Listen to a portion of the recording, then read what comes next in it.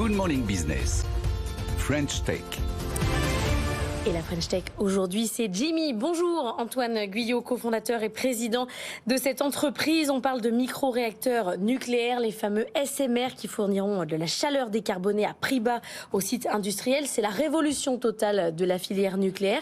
Vous avez levé 2 fois des fonds en un an, 2 millions, un peu plus de 2 millions d'euros en début d'année et là 15 millions. 2 levées de fonds en un an, c'est beaucoup, mais au final, le montant total levé n'est pas énorme pour la révolution qui est à venir. Vous préparez quoi, une 3e levée stratosphérique pour les mois à venir ? Alors, en effet, donc c'est un projet, Jimmy, qui est industriel. Donc, il y a différentes phases dans un projet industriel. La première levée était l'occasion pour nous de couler les fondations de l'entreprise, c'est-à-dire de recruter 20 collaborateurs, trouver un premier client qui accepte d'accueillir notre premier générateur en début 2026, ainsi que 15 autres aujourd'hui avec qui on est en relation. Ça nous a permis également de finir une première phase de la conception et d'amorcer une première phase réglementaire vis-à-vis du générateur que l'on crée. Et enfin, de s'entourer et de créer notre chaîne de fournisseurs sur laquelle on va s'appuyer ensuite. Et donc cette seconde levée a pour but de continuer à grossir. Et évidemment, d'une part, on aimerait doubler d'ici un an nos effectifs. Et cette prochaine levée va nous permettre de finir la conception et de lancer la seconde phase réglementaire qui est la plus importante, puisque c'est là où vraiment on rentre dans tous les détails techniques de la sûreté. Et ensuite, de lancer l'industrialisation en cristallisant ce premier réseau de fournisseurs et aller encore plus loin, si possible en s'appuyant sur le programme France 2030, auquel nous sommes candidats.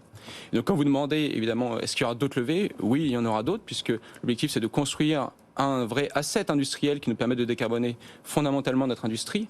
Et donc si on veut être en mesure de scaler notre offre, d'offrir le nombre de générateurs suffisant à notre industrie, il va falloir en effet continuer à lever des fonds. Les SMR, ces réacteurs, ces petits réacteurs nucléaires, ils ont pour vocation à remplacer les grosses centrales, ou est-ce que ce sera forcément complémentaire ?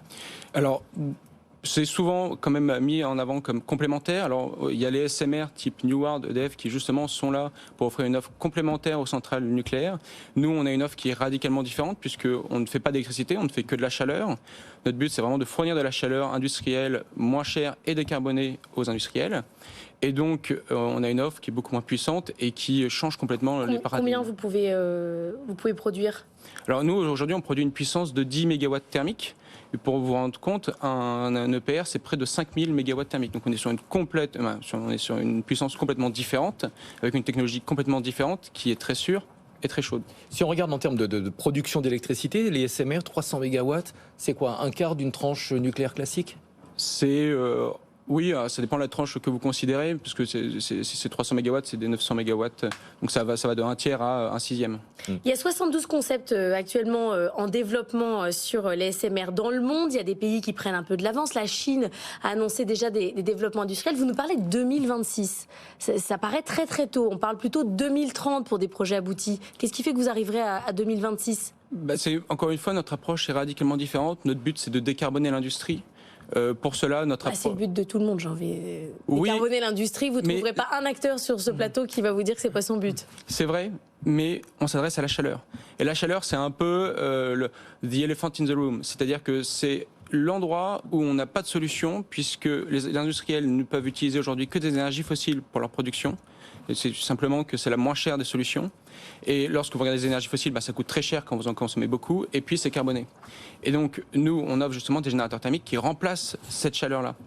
Et notre approche, du coup, vis-à-vis de ce besoin identifié, c'est vraiment de venir avec des briques technologiques existantes et de les adapter à un nouveau marché et pas de créer de nouvelles briques technologiques. Frédéric Simotel. Oui, j'ai 2 questions. La première, aujourd'hui, il faut convaincre aussi l'ASN, l'autorité de sûreté nucléaire. Donc, comment ça se passe avec eux ? Est-ce vous avez engagé un process avec eux ? Et puis la deuxième, vous avez à votre capital, quand on regarde ceux qui viennent d'investir, Noria, alors c'est des anciens de l'agroalimentaire, on a RN Industrie, donc qui travaille aussi dans l'industrie, on a Otium Capital, eux c'est plutôt aller vers les États-Unis. Voilà, ça répond aussi à tous vos objectifs ? Alors oui, complètement. Donc, pour commencer sur votre première question, qui est vis-à-vis des autorités de sûreté nucléaire, nous on est en contact avec eux depuis le début du projet pour vérifier que ce qu'on fait est dans les règles, qu'on est en accord avec la législation française. Et puis on a commencé à partir d'avril dernier un dialogue plus officiel où on a déposé un premier dossier sur lequel nous sommes en fin d'instruction et qui confirme aujourd'hui que nous sommes dans la bonne direction d'un point de vue option de sûreté, c'est-à-dire la manière dont on va concevoir le système. Vis-à-vis de notre, en effet, de ceux qui nous entourent, nos investisseurs, on a choisi des investisseurs avec qui on a confiance et surtout qui représente l'ensemble des palettes et compétences qui nous intéressent, en particulier des personnes qui connaissent les énergies renouvelables et les business models associés, et des personnes qui connaissent très bien la création d'entreprises et le fait de les faire grossir. Comment est-ce qu'on va protéger ces réacteurs si on multiplie le nombre de sites où on a des réacteurs nucléaires en France ? Il y a deux choses importantes pour protéger ce type d'équipement. D'une part, c'est la sûreté intrinsèque dont on dispose nous, avec notre technologie, et donc est sûre intrinsèquement. Ça veut dire que dès que vous la perturbez, elle se remet à l'équilibre ou s'éteint. C'est un premier pas qui fait qu'on est capable de protéger ce nombre de sites. Là, on parle de sécurité technique du réacteur en tant que tel. Comment est-ce qu'on le protège d'attaques extérieures ? Vous avez également vis-à-vis de... En fait, le comportement physique est très important parce que notre réacteur ne peut pas s'emballer. Donc même si vous avez une perturbation externe, celle-ci... C'est-à-dire qu'il s'arrête ? Il s'arrête, oui. Pas de risque de fusion du cœur ou comme... Non, c'est même exclu complètement dans notre cas, encore une fois, par la physique du cœur. Frédéric ? Oui, une dernière petite question. On a vu la Space Tech, donc plein de startups dans le domaine du spatial se développer. Est-ce que vous pensez que là, on est en train de voir la même chose dans le domaine du nucléaire ? Parce qu'on voit d'autres startups qui sont en train de naître dans ce domaine.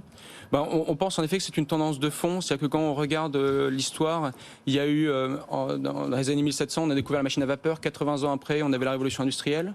On a découvert l'électricité en 1822, 80 ans après, on éclairait nos villes avec. Et cette année, on fête les 80 ans du premier réacteur nucléaire. Et quand on regarde la réaction nucléaire, c'est une physique qui est extrêmement puissante et décarbonée. Et donc, elle est probablement la révolution industrielle qui va nous permettre de sortir de la crise climatique. Et puis l'état d'esprit des Français change sur la question du nucléaire. Merci beaucoup Antoine Guyot, cofondateur et président de Jimmy.